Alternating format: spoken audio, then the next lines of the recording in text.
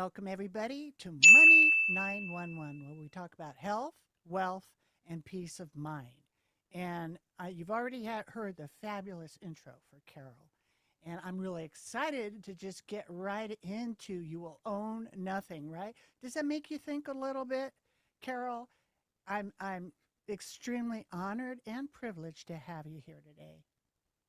Well, it's a pleasure to be with you. And it's interesting. When I first heard You Will Own Nothing, probably like you, Kris, or some of the other people, you hear it and you're like, oh, somebody must have misheard that. It couldn't possibly be what was said. It certainly couldn't be coming out of the World Economic Forum. I mean, they're connected with the political elite and the business elite. There's no way they would be advocating for the end of property rights, because we know that property and ownership leads to prosperity and wealth.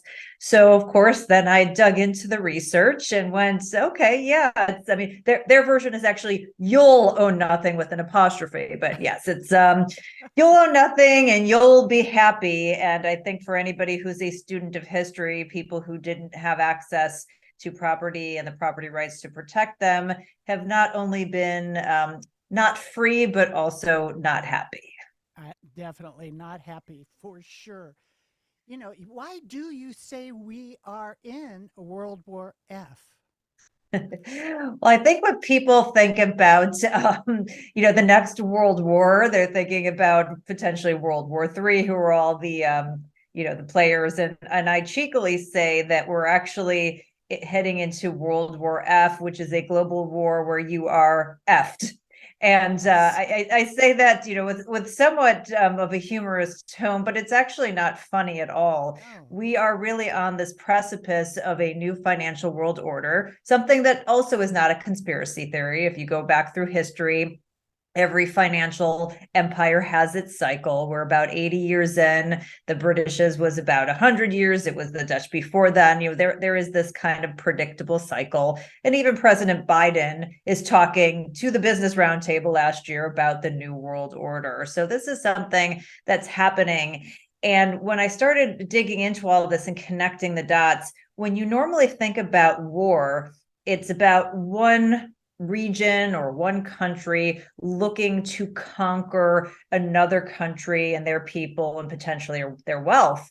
In our own case, the call's coming from inside the house. In many cases, it is the American government that is coming to conquer our wealth.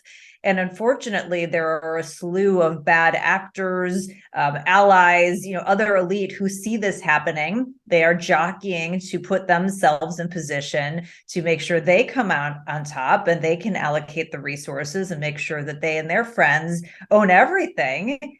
And if that happens, you own nothing and you are the F in World War F, basically. now I get World War F. It totally makes sense. So, in what ways are your opportunities going to be challenged with all of this, right?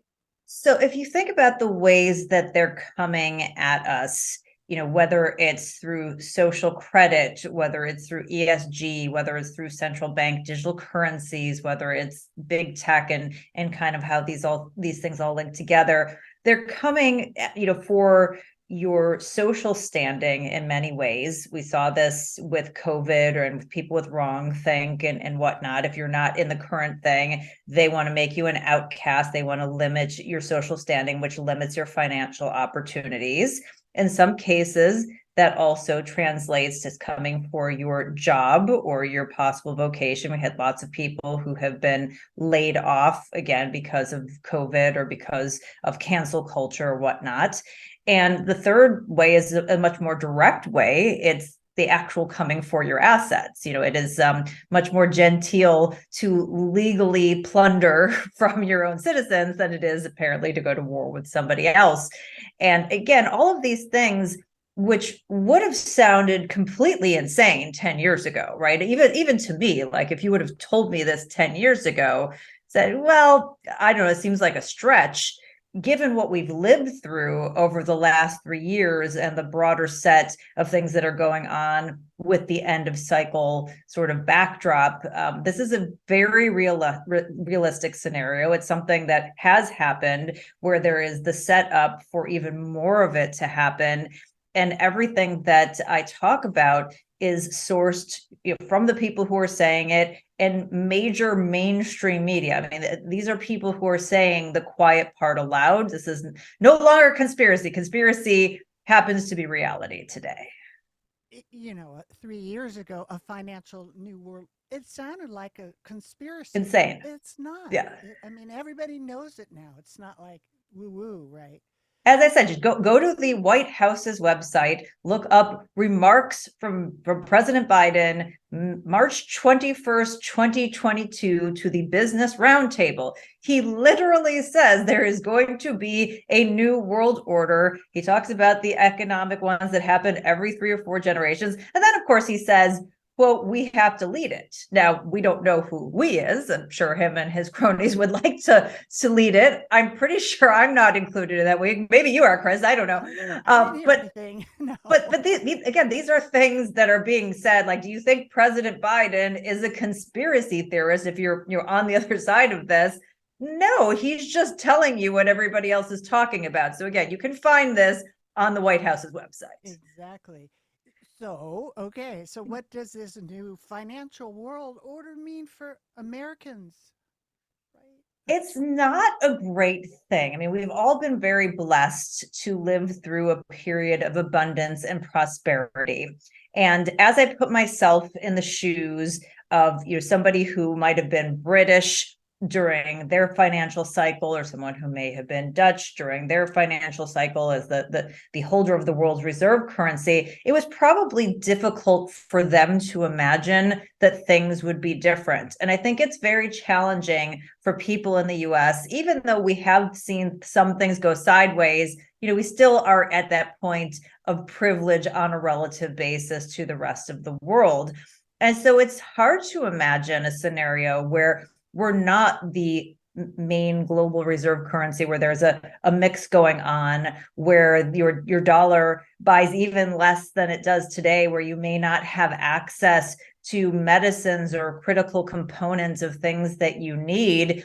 And worst case scenario, it could be an actual physical war, because one thing that you note throughout history is that not every war brings about a new financial world order, but every major new financial world order has been preceded by war. So there are a lot of things that threaten our security from an economic standpoint, our physical security, our national security. And unfortunately, if we don't get on the bandwagon and we don't get people to change the way that they're thinking about things, even if we can't stop the macro environment, we can change things on a personal basis and set ourselves up to be more prosperous and to hold on to that American dream as much as possible as the global world order shifts.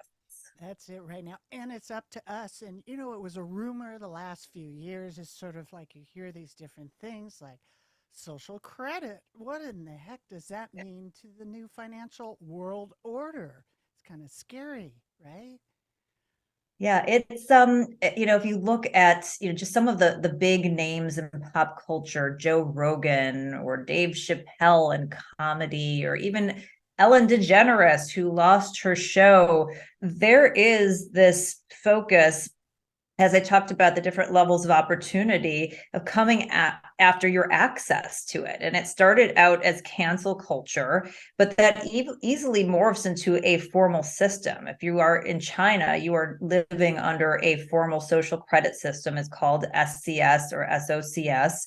And while it's different depending on where in China you are, and they still haven't quite formalized it like on a national basis, some places use letter grades, some places use numbers. You get points for doing the good things and you get black marks for doing the bad things. And you might find your face up on a billboard as an untrustworthy person. And again, we'll go, oh, well, it could never happen here, but it happens all the time. It happens. People are dragged across social media It happened during COVID. It happened with people who didn't want to take the vaccine. So again, there's a very short distance between what's happening in China and what's happened here. And so the idea of, oh, this couldn't happen is somewhat silly. And then having the technology and further tools to be able to enforce that. Some of the things that I talk about in my book are not only some of the collection tools, but actual monetary tools, things like central bank digital currencies or CBDCs, which give the government more and more control over what's said and what happened, are real. I mean, we've seen the government work with social media to deplatform people. People by big tech have been not allowed to use payment systems because, they don't think the way that those folks do. That never happened before. We have telephones. Nobody said, I don't like what you're saying on the telephone, Kris. I'm sorry, you can't use the phone. It's just, it's a different scenario that we're going into. So again, it's about thinking about all of these things, understanding how they tie together, empowering yourself with that knowledge, and then doing everything we can to fight back. You're so right. And we've been so blessed and maybe taken a lot of it for granted, right? That For sure. For we sure. lot of this kind of slip by, like all of a sudden, only in the last 3 years, it's sort of like, what? It's moving so fast. It So is. for people to be aware, who are these bad actors fighting in this World War F? So I kind of break them down into three groups. So one of them is obviously the government and what I call government related entities. So all of the agencies, the Federal Reserve, which we could have a spirited argument on whether that's actually part of the government or not. I'll let you read the details of the book, but it's kind of that slice. Then it's what I call sort of the elite bad actors, everybody from the World Economic Forum to the UN and all of their agencies, along with big businesses and a lot of other profiteers that go along with them. And then there's big tech, which is just big tech. And all of them have their own different reasons for doing it. But at the end of the day, it's about kind of basics of human nature. It's about power and it's about greed and it's about seeing what's ahead and being out in front of it. That's it, right? It's the bad actors or all these players. It's like everybody, they're all coming out. And I've heard it said, well, this is not a recession. This is not a depression. This is a currency debasement, right? And what has happened in the U.S., right? Yeah, I mean, currency debasement is real. The best way to explain it to people is to go back to the Roman Empire because they were really the OGs of currency debasement. So I'll take one of the coins that I designed. I designed this coin, or round. Not allowed to call it a coin, round. But basically, they had for a very long time, hundreds of years in the Roman Empire, stable money, and they had coins called denariuses. They were made out of silver, and they had about 95% silver content. And they knew that having stable money was critical to the stability of the Roman Empire. Well, then Nero comes along. Everybody knows Nero, who fiddled while Rome burned. Well, he also debased the currency. And what he would do is he would call in all of the rounds, their coins in circulation, and he would do one of two things. And the people who followed him would do one of two things. Either they would melt them down and make them smaller. So instead of one that's this big, maybe you get one that's 3/4 as big, and then siphon off that extra silver to pay himself and to pay for war and all that kind of stuff. Or they would replace some of the silver with a less valuable metal. Okay. And so by the time this cycled through post Nero, what was 95% silver was now 0.5% silver. Inflation was like 1,000% and, basically helped lead to the collapse of the Roman Empire. And so the same thing has been happening with the US dollar, where they are in effect doing the same thing. They are taking what that value is and shrinking it and shrinking it. So you still have something that is called a dollar, but it buys you less and less. And so, you may think that, X amount of money affords you a certain lifestyle, but that's very different than the lifestyle it afforded you 20 years ago. And that's because what they've been doing with the currency. And I think that's one of the concepts that a lot of people can't get their head wrapped around. And it's intentional. It's intentional when you put out, hey, we're going to give you a stimulus check. And everyone goes, I want a stimulus check. You go, no, you're going to end up with massive inflation, which of course we did. And they don't understand that there's a cost to getting that money because it's a proxy for productivity. You can't just make it up. Otherwise, each one of those notes are worth less. So people having to sort of understand that, and also the trajectory that the US is on. It's not like we're curtailing spending. It's not like we're not running up more debts. It's not like we have anybody who wants to buy that debt. I mean, China, one of the biggest holders, is actually doing the opposite. They're shedding their treasury holdings. So, it's who's the person or the entity that's left over who's going to buy the debt. It's the Federal Reserve.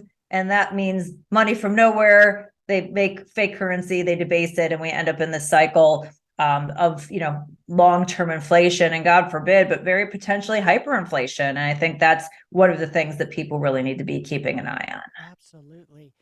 And obviously, this is the setup, right, for CBDC. Yes. So central bank digital currency, when we talk about things like social credit, and we're saying, well, how do you enforce that?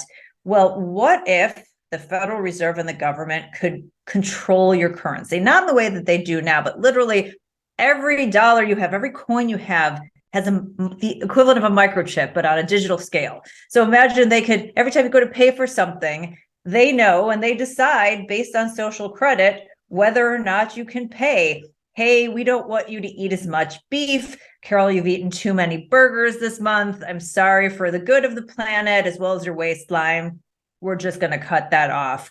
Or we don't like what you posted on Facebook, so I'm sorry, we're not going to give you the money. Or it could be the opposite. Hey, we're going to give you 4 of these digital dollars for every one of your regular dollars. Isn't that great? No, it debases the currency. Or they could say, we're going to give you some currency and you can only spend it at these approved retailers, which happen to be our friends. So it's the complete loss of agency, privacy, and having the government up in everything that you do, and the level of control that fits in with all of this jockeying for resources, making you compliant, and really putting what you have worked for at risk. And this is something, again, sounds crazy, but they just did a pilot program with major financial institutions. The G7 countries just came out with their retail principles, 13 of them. So you don't come out with things like, here are my principles, and we're going to all align on these for something that you aren't really seriously considering. And it's basically the end of freedom as we know it, if that's what they end up doing. And so again, these are the things you have to kind of keep an eye on to be able to figure out, what am I going to plan for and what am I going to do if this happens and when it happens? Because again, I think it's more of a when than an if, and we don't know the duration, right? I don't have that. I know the trajectory, but I can't tell you when. I wish I could tell you when, but I can't tell you when. Right. Well, we got to do another show for people. What do we do? I've heard ever since I've been born about these times, right? Wars, rumors of wars, and then one world and all of it. And now it's it's later than I thought it was. That's hitting me, shocking. And right. So these CBDCs, they create the ultimate too big to fail scenario, right? They do, because if you think about hackers and bad actors, if we have digital currency and it's decentralized, and there are lots of different places where you could get your digital currency from, lots of different actors, there could be a hacking event in one area or a couple of areas, but it doesn't bring down the whole system. If everything is centralized within the Federal Reserve, that's it. That's the fail safe. And so if a bad actor wanted to, attack that, and were able to, and there's lots of sophisticated computing that's coming out, quantum computing and whatnot, that hasn't come about yet, but knocking on the door, they could bring the entire financial system to a grinding halt. And so it really, that centralization, in addition to the privacy and freedom issues, also creates a real security issue. And I'm sure that there are lots of nations out there, as well as just, kids in their basement, who say this is the ultimate target, and that's going to be their full focus 24/7.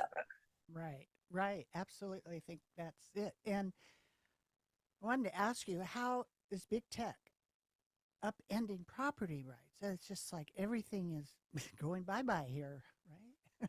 So, if you think about previous industrial revolutions, they really allowed for people to own more property and to transmit it what's considered to be horizontally. So, not father to son via inheritance, but person to person via trade. And all of the technological advances that we've seen for decades, if not hundreds of years, have allowed us to do that and created efficiencies. And so now we have the opportunity to own more things and accumulate more wealth.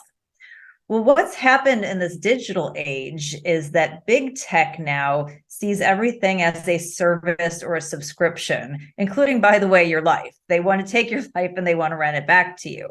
So, you may have a cell phone or two, but what is it that you actually own? Like, I own some glass and some microchips and whatnot, but I don't own the operating system. I don't own the email system. I don't own my social media accounts. I don't own the online payment systems.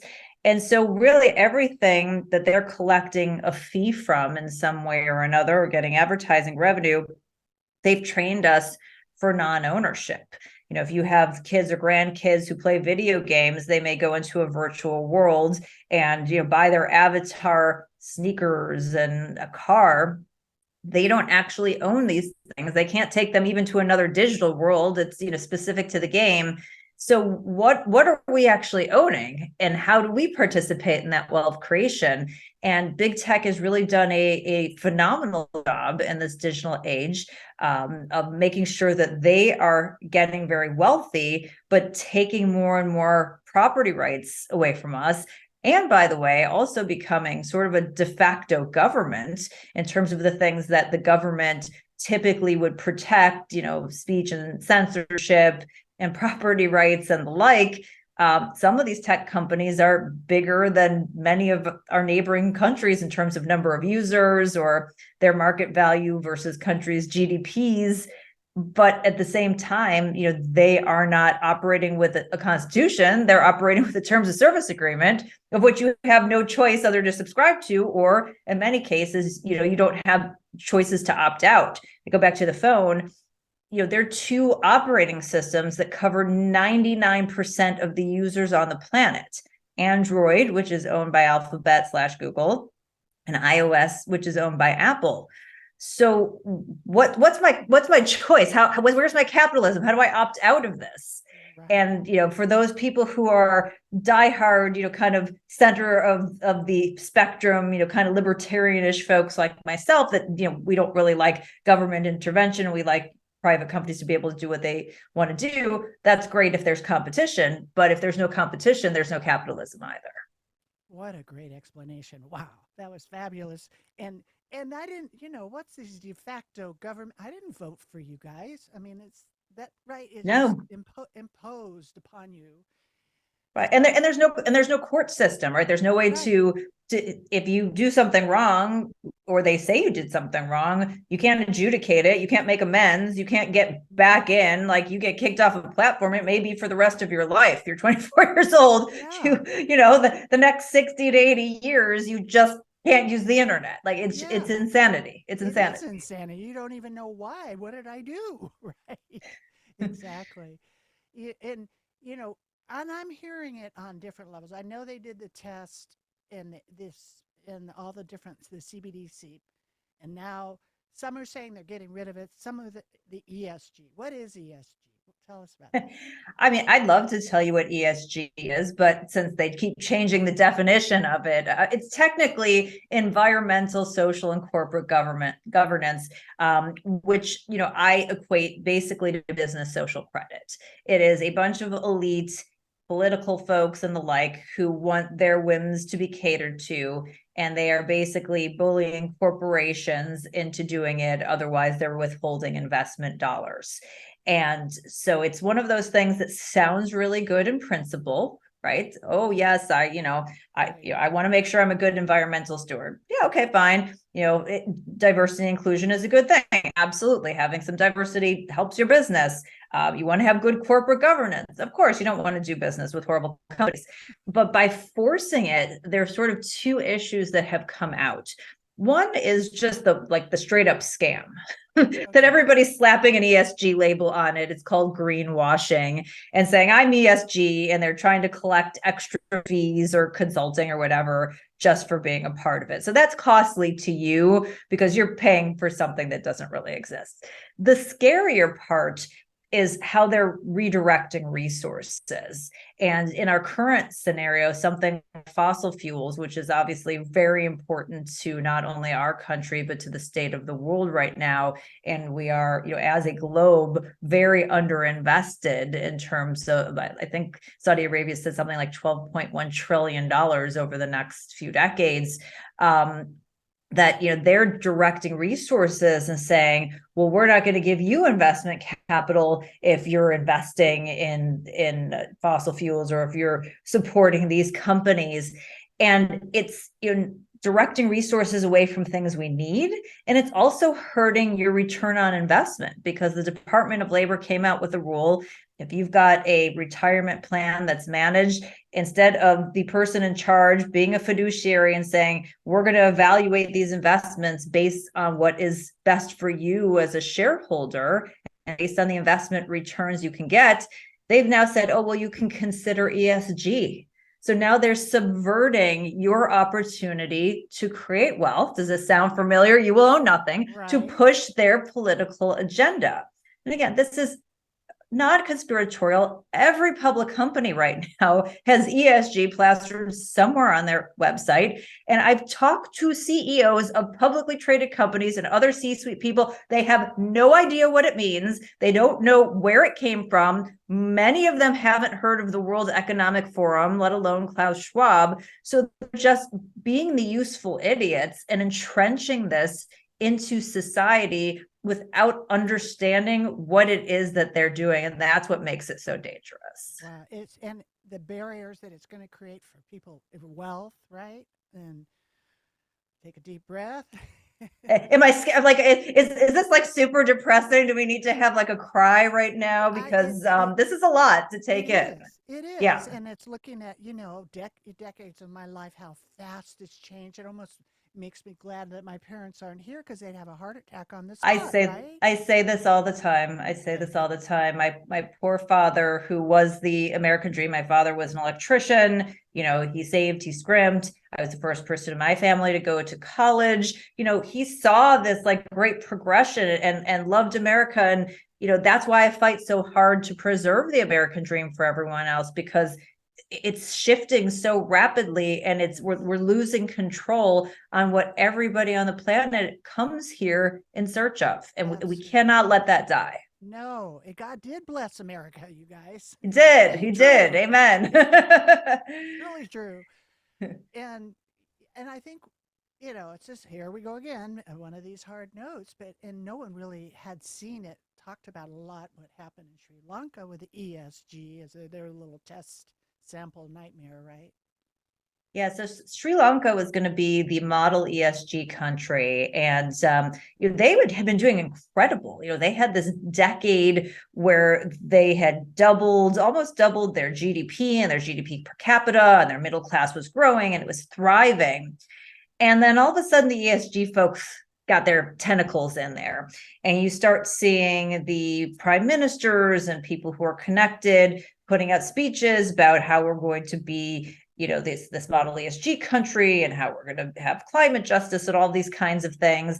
I'm assuming in part influenced by the World Bank and some of the people and some of the financing opportunities that were available to them. So lots of people's attention. BlackRock, whose name pops up a lot here, was advocating for them. So what happened was a few years ago, when one of the gentlemen from Sri Lanka was campaigning for president, he said, okay, I'm going to do something about this. And first he tried to nationalize some of the farmland. That didn't go over so well with the farmers. So he said, okay, we're just going to ban chemical fertilizers, and you just can't use them anymore. And, on the back of COVID and, some things that had happened, this ended up really creating a major issue for the country. They went from, being this country on the rise to actually having a food crisis for the first time in modern history. And, if you followed the news, the devolution that happened there. They ran the president out of the country. People died waiting in line for food and fuel. It was just an absolute complete implosion. And, they went from having this massive surplus of, different kinds of staples to spending hundreds of millions of dollars having to import them to have any food. So just a complete reversal of fortune. But hey, they had a really good environmental index score. It was 98.1. Which I guess is, much more important than if you can have food or, electricity or things like this. And this is the silliness of this. And frankly, the part that people should be very angry about, I mean, they're messing with people's ability to live, their food supply, their ability to flourish for this nonsense. Yeah. And unfortunately, Sri Lanka learned the hard way. And the Netherlands is also going through a similar situation where you're getting the farmers' protests. Their PM is a member of the World Economic Forum. He's part of the Food Action Alliance with the World Economic Forum, where they want to reshape the way that we think about food. And, how's that done? I mean, it's like if you start like connecting all of these dots, you just end up one big ball in the middle, because it's the same names that come up over and over again. And again, a couple of times I'll give you that it's a coincidence, but when it happens over and over and over again, that's a trend. That's not a coincidence. That's it. That's intentional. Intentional. Yeah. That's yeah. So now back to the home front, right? Because it is global. It's happening everywhere. It isn't just here, but we see it all over. But now the American dream housing is under fire, and I heard all these interest rate things too, just recently, in the last couple of years. But right, our own. Well, the biggest issue with there are a couple of issues with housing. One of them is what's been done by the Fed. So Fed policy has completely distorted the housing market. It's created so much capital that it inflated the cost of housing, but it also inflated your personal expenditure. So the people who owned assets did very well. They got very wealthy, people who are asset holders. The people who weren't didn't have the money. So this created a lot of wealth disparity. But the other thing that cheap and available capital did was it said to the people on Wall Street, wow, we have like all this really low cost debt. It's underneath the real cost of inflation. Basically, it doesn't cost us anything. What are we going to do with it? Because stocks have gotten really high. Again, asset bubbles. All the things that we invest in have gotten really high. Where else can we go? And someone goes, well, we can buy houses. Oh, that's interesting. So, before 2010, there was no such thing as institutional investors competing with me or for you or your grandma for an individual house. And now you've got hundreds and thousands of houses that are being snapped up by Wall Street. Some of these companies, which by the way, aren't even domiciled in the United States. And so, you have a situation where you've been priced out, and now you've got a competitor who's going to come in with all cash, who doesn't have to see the place at all. And, I want you, Kris, and your audience to really think about this. When we think about the American dream, what do we think about? we think about owning a house, Right. your white house with your white picket fence or whatever it is. Right. That is because that is the biggest driver of wealth for individuals across all groups, across all demos in the United States on a dollar basis. That is where most of the wealth is. And they are doing more and more things to keep you from owning a house and being able to have that wealth. And again, it's the same people who are all interconnected and behind it, the same people who are touting ESG. They want to be great social stewards, but their social stewardship does not include you owning a home. And so, it's one of those things we need to keep an eye on, as well as things like land and water rights too. I mean, it's not just the house, it's all different kinds of things. Yes. Woo, that's like it's everybody's got to pay attention, and in the thread of everything we're talking about is you'll own nothing. And you're hitting on every single chapter in this book. People got to read it because this isn't just, you've got the evidence here for people to pay attention. There are over 600 sources that I've become really tired of checking over and over again to make sure this information is right, because I know it's going to be under a lot of scrutiny. And, it already seems like there's some people who don't want people to read this. So this is why you need to read this. And each chapter, as you said, as we go along, deals with something different. I break things down in a way where you can really understand them, even if you're not an economics person, and really know what's happening, so you can figure out which areas are most relevant to you. And then, of course, at the end, have your plan of action, your battle plan, because as I said, we're in a world war here, and we got to fight back. That's it. Counter revolution. And it is, and it's things that we can do. The war between good and evil. It really is what's playing out. But I'm curious, just back a little bit for that housing thing. Why would a university? I mean, I can kind of understand a hedge fund, right? But why are they all buying all the land?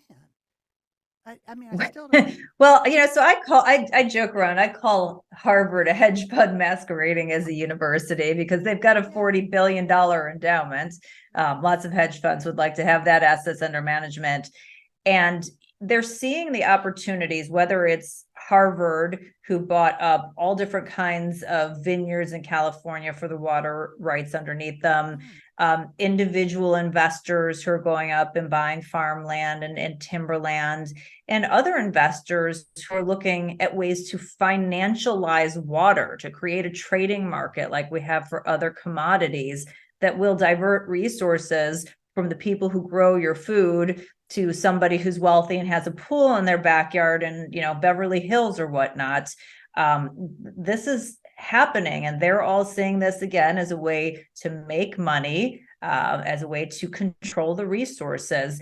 And when I tell you, why would Harvard, buy water rights? Well, again, start connecting out the dots. And, whether you think it's just because it's a great financial opportunity or something more, either way, it doesn't work out well for you. When you have the political elites and Wall Street and, a bunch of profiteers and bad actors all fighting over your house, land that's productive, where you get your food from, water that you need to live, and they're all trying to figure ways to financialize it and fight it, and then you're over here like, who's the loser in that equation? It's not going to be the people over here. So again, important things and shocking things. I mean, with this one of the things when I tell people, like, Harvard's buying up water rights, it's like, okay, what? And real things sourced from entities like the Wall Street Journal. Okay. Yeah. There you go. So why is it that you think college is actually keeping young Americans from creating wealth? So college has morphed. Now that the United States government has nationalized a large part of the college lending scenario, the price of college has just continued to rise. It's gone up exponentially, both in terms of, I think it's 5 times GDP and 8 times wages, or maybe it's 8 times GDP at 5, whatever it is, 5 and 8 times GDP and wages one way or another. But whatever it is, it's an insane amount, because you have a scenario where you have no underwriting process. You're giving the same degree, the same amount of money. It doesn't matter if you're studying engineering or underwater basket weaving, at an Ivy League school or whatever. Like you qualify for the same amount of money. There's no underwriting. There's no return on investment evaluation. The colleges have no skin in the game. So for them, it's just been a cash bonanza. And all this has done is just transfer wealth from young people, like teenagers, to colleges and universities who now have endowments who can go and buy up the water, right? So again, you're starting to see how all of this gets connected. And it used to be that you would say, okay, well, I can earn a return on investment. And there are some places where you probably still can, but it's becoming more and more difficult. And people are going to college not for lifelong learning, they're going for an accreditation, and because they want to be able to improve their chances. But because they're saddled with debt, they don't have an opportunity to get out of debt and start taking down money that they can use to invest elsewhere, let alone buy a house, doing whatever. So now we've saddled them with money at the expenses of the universities, and it's keeping them from all of these important life events and the ability to build wealth. So when you hear about the data and you go, oh, well, you're going to make more money if you have a college degree, you never talk about it on a return on investment basis. What about the wealth creation opportunities? Because that's what matters. So if you have to pay down debt and it's going to take you 30 years to pay down debt and you can't buy a house, and the other person who didn't go to college can, like whose outcome is better? Like, I don't care that maybe this person made $3,000 more a year. It's irrelevant. They're saddled with debt and non-productive debt that is not enhancing their return. So the equation has been shifted. And one of the interesting data points I found in doing my research is that on an inflation adjusted basis, so not just inflated, but adjusting for inflation, millennials actually earn more at age 40 than the boomers did and that Gen X did.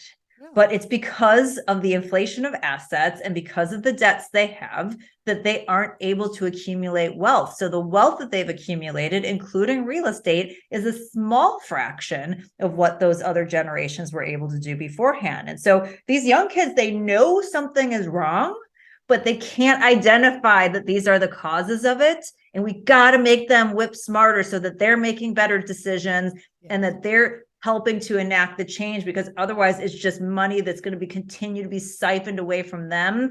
And really, they will be those generations that own nothing.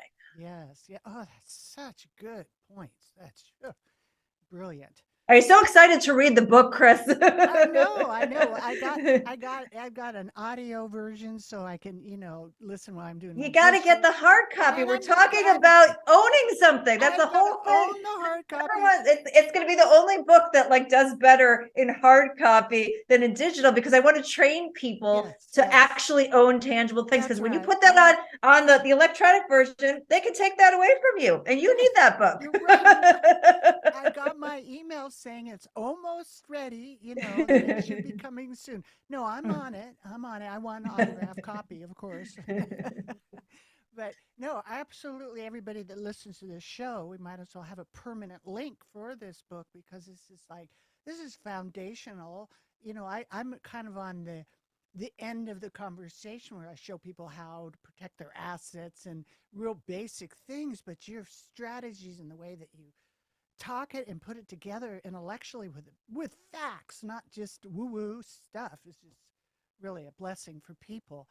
Thank you. I mean, I want to say, I think that one of the challenges this movement has had is that the people who found out about this on the earlier side, some of them are crazy. And so, there aren't a lot of rational champions for these kinds of ideas. And so I think it's really important to have people to be able to do this. And I've written other books that I think are very important, but this is like my life's work. This is probably the most important thing I will ever write, and certainly one of the most important things people will ever read, because this is going to be looked back on as a turning point in our financial empire. And people in history are going to be able to see this with the clarity that I'm going to give you, and you're going to be able to tie together.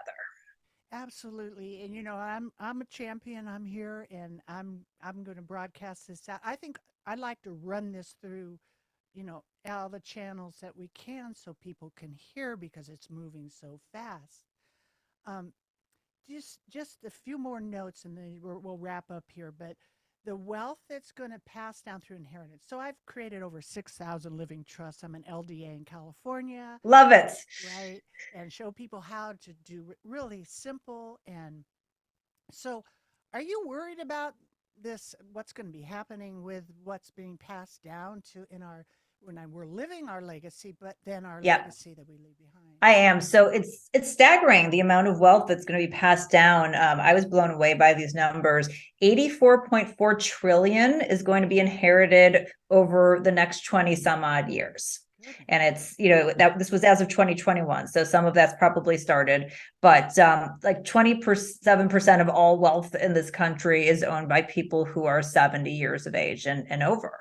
And so there's a massive voluntary transmission of wealth that's going to happen if they let us have it happen. And so given the amount of debt that the government has, given the unfunded liabilities, which I think is even a bigger issue, one of the sources showed that there was about 129 plus trillion dollars in unfunded liabilities with, just kind of the basics, not to mention what's ever happening at state pension levels and so on and so forth. That's really tempting for the government to get their hands on because debt and power are at odds with each other, as we've kind of been noticing. And so for them to be able to get more wealth, I think is huge. And what they're going to do and what they have been doing, if you've been paying attention, is going, we need to create these capital gains taxes and wealth taxes and unrealized gains taxes and all these kinds of things that are trying to get at wealth.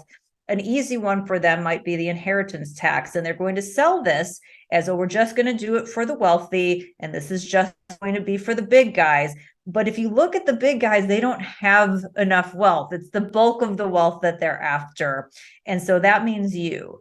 So I'm going to give you a plug and say, do your trust, do your planning, start to do things like gifting during your lifetime. And, we don't know, you may not be grandfathered in, but there has been precedents before that sometimes when they make changes, if you have the trust already set up or whatnot, that's grandfathered in. They're just going to assume that people don't do the planning because it seems scary and it's not a fun thing to think about. And that's going to create vulnerability for your wealth. So I think this is a really important action step that you could take, that if you have created wealth for your family and a legacy, that do the planning, to do everything you can to protect it and make sure you oppose anything that they tell you is just going to be for those billionaires. Because guess what? Guess who has really good lawyers and trusts and different kinds of planners who aren't going to be subject to any of this? The billionaires, right, and the multimillionaires and whatnot. But you, on the other hand, are a different story, and they're going to end up bringing that down over time, just like with every other government creep that's out there. It's always the middle and working class who end up paying the price. So this is an area where there's a lot of money to be owned, and owned in a way that's voluntary, and we need to preserve that, for your legacy. Amen. That's it. Yeah. Everything you're saying is absolutely true. Okay, so how does the average American be able to reclaim the American dream? So there are a lot of behaviors that you can shift. And I think it's about, because this is very overwhelming, and I would understand somebody going like, there's this financial world order shifting, like, what am I going to do? But you can prepare. If you have that knowledge, you can say, okay, I know what's likely to happen. And I can make sure to diversify myself because I don't know the time frame. And so if it takes a while, I want to be able to participate in the upside. But if things go south, I want to be able to protect myself for the downside. So I think there's financial things that you can do, as we talked about with trusts, things like, putting a portion of your portfolio into alternative hard assets, things like precious metals and the land. I mean, the wealthy people are all buying land and water rights. That gives me a cue, right? Like if they're doing that, that seems like that might be something good to do. So, think through those kinds of things. If you can't lick them, join them until you can. Yeah. And then there are also just behavioral things that you can do, whether it's, in terms of your communities, fortifying yourself and making sure that you have backup resources if things go wrong, and people in your circle that if social credit comes for you, that they're going to go like, we don't care. Making sure that if there are opportunities that come up where they're trying to push through a CBDC, that you're getting groups and you're protesting. I mean, this is like, people protest over all kinds of stupid stuff. This is like taking away your freedom. Like, I need everybody's butt in Washington protesting peacefully, of course, these kinds of things. But you have to kind of rejigger the way that you approach your life, both from a financial and behavioral standpoint. And the underlying message is they want you to own nothing, but I want you to own everything. And I think that's the most important thing, is that you may have to lean out of frivolous spending and spend more time on investing and rethinking how you invest, so that you do have that differentiated portfolio, so that when something does happen, you've at least created some level of protection for yourself against what's ahead in that unknown time frame. You're singing my song. That's just it right there. Carol, this has been fabulous. Just tell everybody again how to get your book, You Will Own Nothing. So You Will Own Nothing is available basically anywhere you get a book. As I said, I'd like for you to get a hard copy so that you can actually start with this behavior on it. But I'd be happy for you to just listen to it if that's your preferred way of doing it as well. It's important.